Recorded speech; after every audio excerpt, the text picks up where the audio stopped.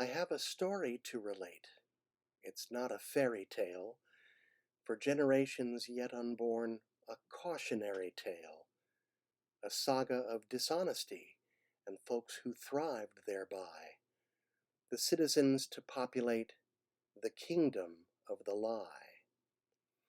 A man arose among us whom dishonest folks did laud, despite the fact his only skills were selfishness and fraud. Central to this tragic tale, we shan't call him a hero, a narcissistic conman whose accomplishments were zero. A legendary fraudster who had no successes we know, the only guy in history to go broke with a casino. NBC executives thought him a natural-born star. At that time, we didn't know he'd paid hush money to a porn star. But power-crazy partisans deemed him the right selection. Not smart enough to govern, but he might win the election.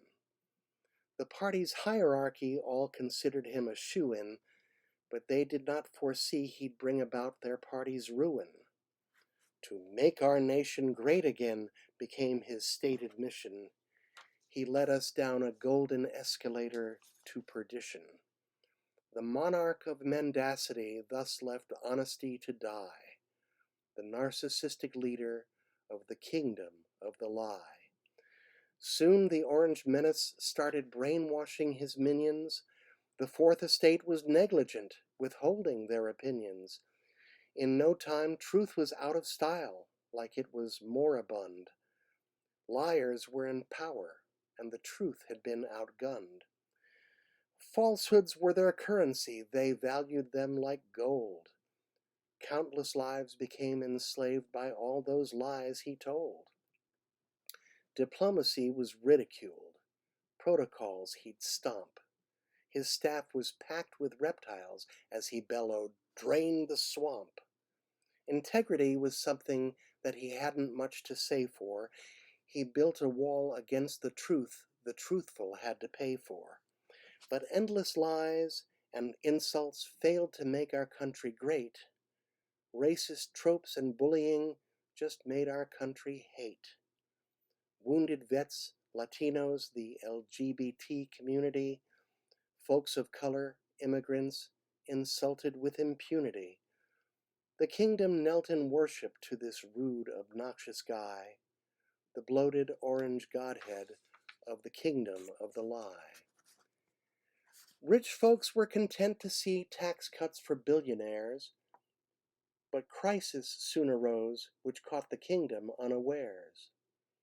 A plague, like what got Oedipus of Thebes sent to Colonus, became a lodestone round the neck of him who bore the onus.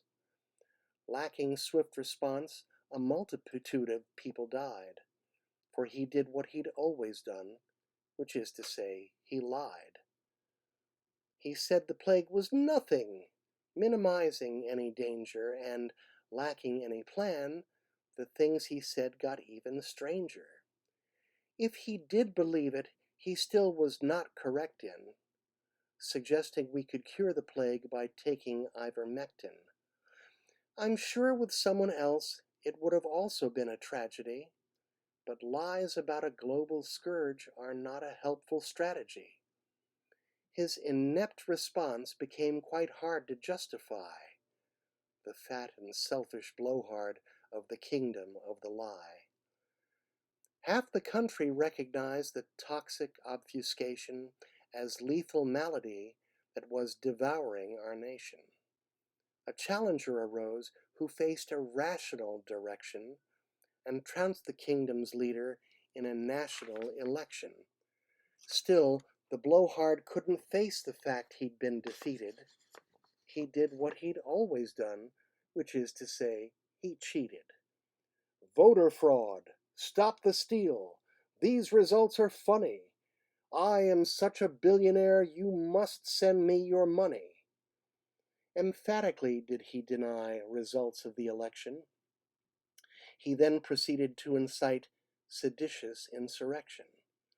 But truth refused to go away, as lies became a blight Like garlic to a vampire, truth became his kryptonite. The kingdom of the lie spewed forth a bunch of lame defenses, but lying to the government has legal consequences. Indictment for incitement issued from the FBI, and so it was the courts took on the kingdom of the lie. To the vastness of the lies so many did awaken, soon the kingdom's leader felt abandoned and forsaken. Steadfast allies left in droves, which he found disconcerting, not unlike the rats on sinking ships that they're deserting. A total lack of honesty remained his tragic flaw. The kingdom's chief front-runner now was running from the law. But prosecution showed the facts to his adoring throng, but fans could simply not admit what they'd believed was wrong. Verdicts demonstrated what the Lion King had spawned. It's easier to con a man than show him he's been conned. Glaringly apparent was what honest folks could see. Lies will get you sent to jail. The truth shall set you free. Fewer falsehoods just might have prevented it, perhaps, but honesty and truth were why his kingdom did collapse. Historians won't comprehend how so much went awry, but truth and justice thus destroyed the kingdom of the lie.